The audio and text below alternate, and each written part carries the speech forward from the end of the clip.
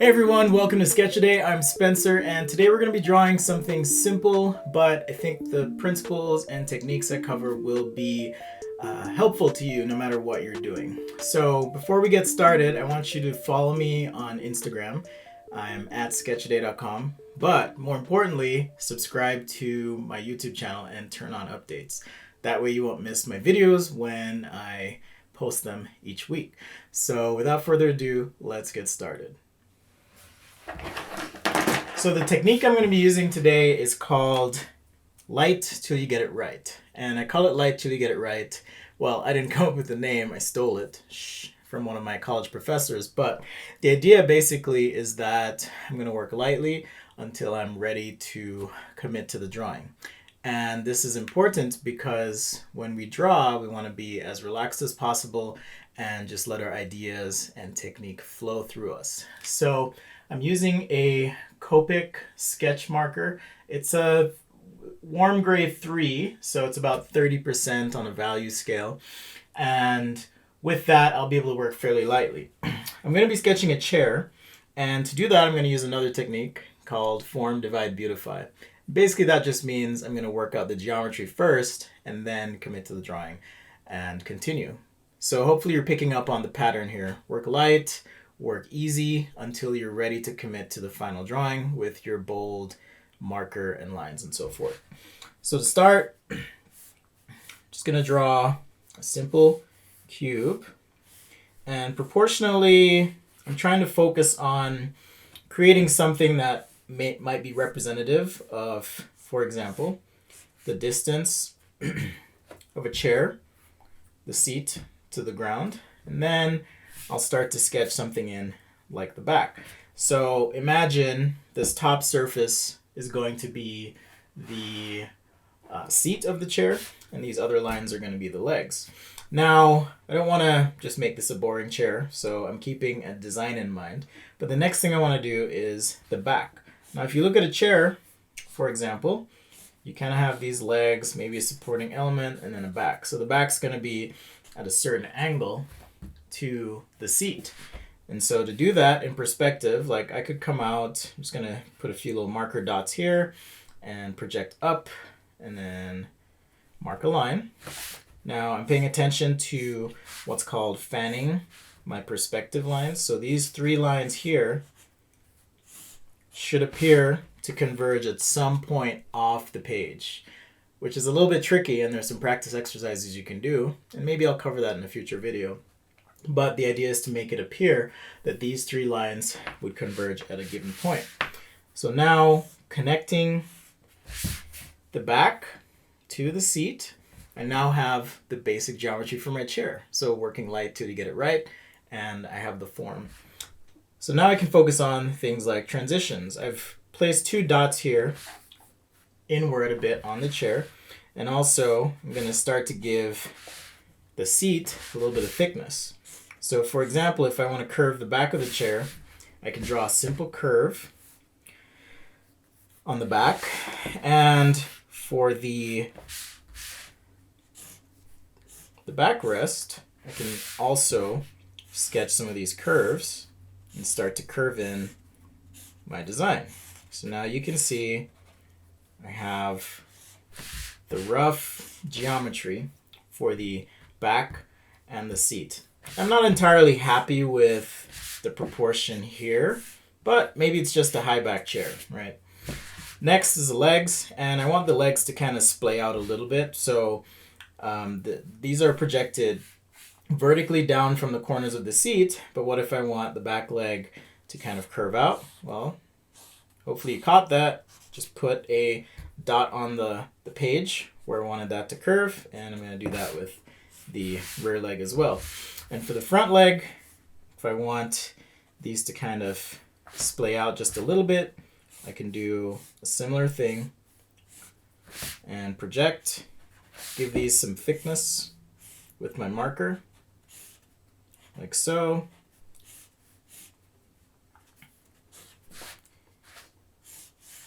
And now we have the legs of the chair. So the next step is if we want to have something like some reinforcement for the legs so that, you know, like something to give it stability so that the shear forces don't completely obliterate the chair if you were to sit on this thing.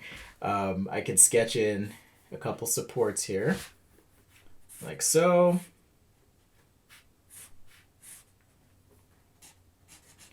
And going back into perspective.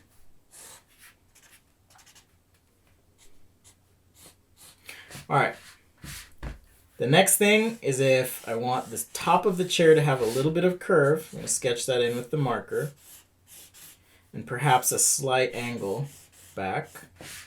As you can see, I'm using the initial sketch as a guide and modifying lines as I go, and that's going to help me take out some of the stress of trying to nail it and get it perfect the first time. All right. So just like that. So now we have a basic sketch that I can use to then take a black marker and apply my line work. So I'm using a Papermate Flair pen, and if you're ever curious, you can always go to sketchaday.com/stuff-I-use, or just Google that and you'll find it. I'll also post a link to the pens that I use in the video. But here we have what's called a felt pen, and that's going to give you just a whole line on the sketch. And so what I'm doing here is redrawing, not really tracing. Just another tip as well, if you notice how I'm holding my pen, I'm not holding it all the way down here close to the tip. I'm holding it further up the barrel, and that's going to give me a more confident line as I sketch, and it's something that'll just come with experience. So if you want to try it, that's cool. If not, that's also cool, but it will help you get more confident in bold lines as you sketch. Now I won't get too much into the different types of lines in this video.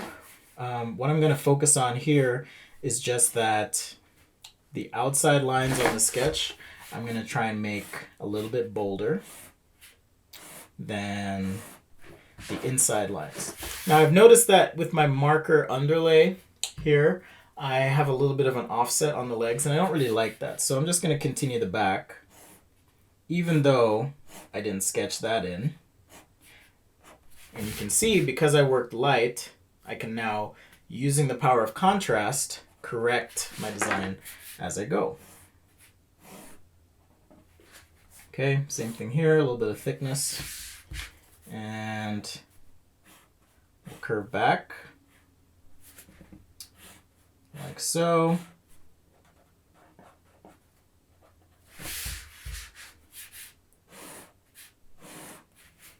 Just like that. And just working your way around the sketch, confidently hitting those lines, you're going to notice that my chair is almost being pulled out of these marker lines that I had initially. Again, pay attention to how you're holding your pen. Draw with your elbow. Lock your wrist. Draw with your elbow and your shoulder. Okay, and that's how you're going to get nice clean lines. So just continuing here.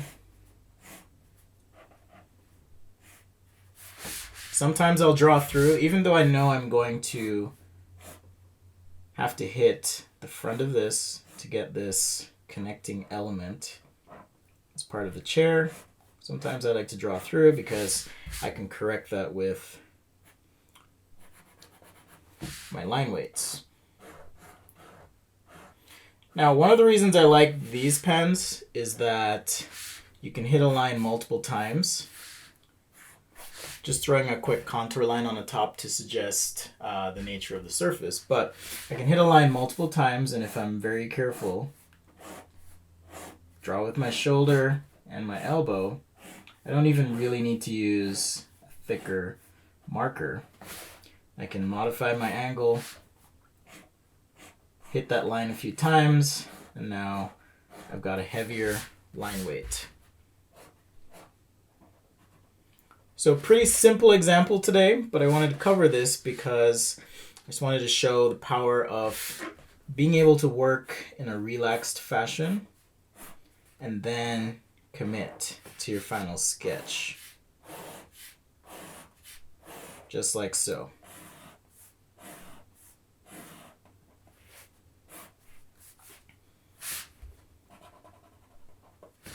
All right. A couple little shadows here.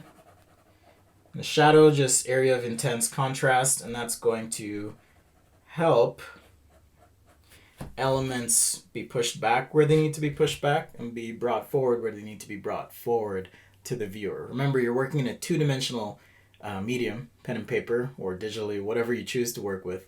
And so contrast is your friend, scale is your friend, and perspective, because that's going to create the impression of three-dimensionality while you're working on paper. Now, if I wanted to, I could throw a shadow in, and I'm just going to cheat and use my marker lines here, and imagine that there's a light being shown directly above this. And so what I'm doing here is what's called a motor stroke. And it may sound weird, but I like to kind of squint my eyes when I do this. It helps me focus less on the task and just more on the feeling. But that's just me. You can try it. If it works for you, great. And if not, that's totally fine. But because I'm working with a pen to create a value that is dark, a series of lines placed closely together, hopefully you can see that here, will create that value that I need to suggest that this is a shadow.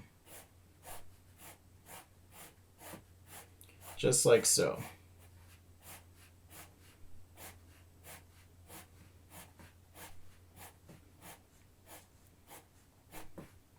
Again, drawing with my elbow and shoulder to get those straight lines, okay?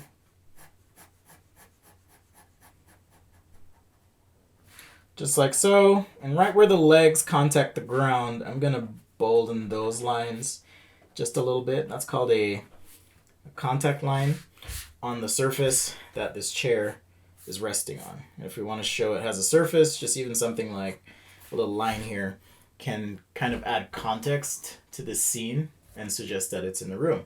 All right, well, what if the seat of the chair is made of wood and we want to show that? I'm just going to still use my warm gray marker.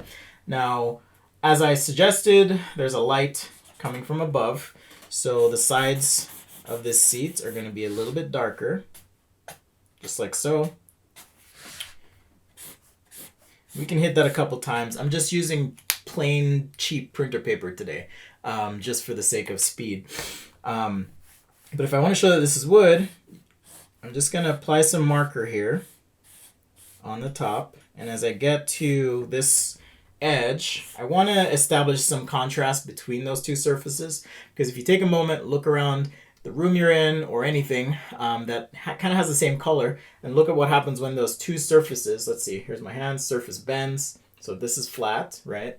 Surface bends, you're going to notice that there's a difference in contrast between those two surfaces. So as I'm applying my marker here, that's kind of what I'm trying to do. And if I just wait a minute after applying it and then let it dry, hit it again, I can use one marker and get enough contrast that it suggests a change in value. So on the top, I'm just going to apply a few lines, again with the same marker. And we'll touch this up with some pen on top. But if I just rotate the marker to where I'm using the tip, I can now kind of simulate some wood grain on the top of the chair. And with my marker here, or sorry, my pen, adding a couple little stipples and maybe some lines on the sides, right? If this chair, let's assume it's made of one slab of wood, just for simplicity's sake. And so here's that wood grain pattern. And on the top, just ever so lightly, again with this pen, it's so versatile and it's so cheap that when I'm doing my design sketches or concept sketches or illustrations, it's just a really handy pen if you're looking to just have one tool that can do a lot of stuff. All right, so there's my wood top, and if there's any doubt in question when you are doing design sketching, one thing that is helpful is text. So I can add some text here and say wood seat. Just like that. So now there's no doubt. This is a wood seat. And for the back, I kind of like this yellow marker, so I'm just going to use this. And I'm using a Tombow pen. There it is. Tombow pen. And has this cool brush tip. And start by just outlining the shape. Think about where the light's coming from. It's coming from the top. And this is angled. The back of the chair is angled out slightly. So the bottom's going to receive a little bit more light than the top. So I'm going to start by shading this direction. And as I move down, adding some space on my marker stroke.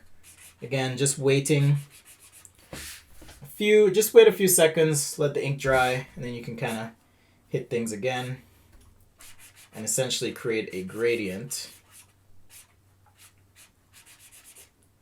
Because light never hits the surface perfectly evenly, right? There's always things in the environment or whatever that are going to affect the appearance of that light. So I'm just going to hit this a couple times and then take the tip of my pen, stipple this, and I should have a little bit of a texture here for the back of this chair. All right. So final step, now that I'm done with the Papermate Flare, and I really just want to get this done quickly, I'm going to take a Sharpie. Now, the Sharpie, you want this to be your last step because Sharpies bleed with alcohol markers, and if you have to go back on top of the marker, it's going to look all messy and weird. So just going to hit basically anything that is away from the left side of my page. I'm going to hit with a heavier line weight, which is going to again reinforce the sense that some things are closer to us and some things are further away. And if you want to get crazy, you can even taper those lines as you go. But the important thing is just to have kind of a hierarchy of lines. And because I'm talking about it a lot, I think I do need to do a video on this. So I will maybe do a refresher video on lines. Okay, cool. Now I'm not entirely sure what the rest of the chair is made of, but that's okay. I'm feeling pretty good at this point. Forgot this leg in the back, and I'm just gonna cheat and make that all shadow, but suggest that there's a leg there in the back. So that's pretty much it. Work light till you get it right. Think about line weight, proximity of the light, applying a shadow, different materials, and so forth. Well, thanks for joining me today on Sketch Day. Glad to be able to work on this with you guys. I love drawing, and I love that you guys love drawing. So thank you so much for your time and being willing to watch this. Hopefully you got something out of it. And if you're looking for more content, I do have an Instagram page where I post a sketch every day, or try to. And that is instagram.com/sketchaday.com or @sketchaday.com. And that's mostly where you'll find me online. I'll try to respond to the comments. Be nice. And you can also, again, subscribe to this YouTube channel. Turn on alerts, because when I post a video, you'll get notified, and boom, boom, boom, you'll be able to watch it. Hit me up with comments, ask questions, and so forth. So thanks again, and we'll see you next time right here on Sketch A Day.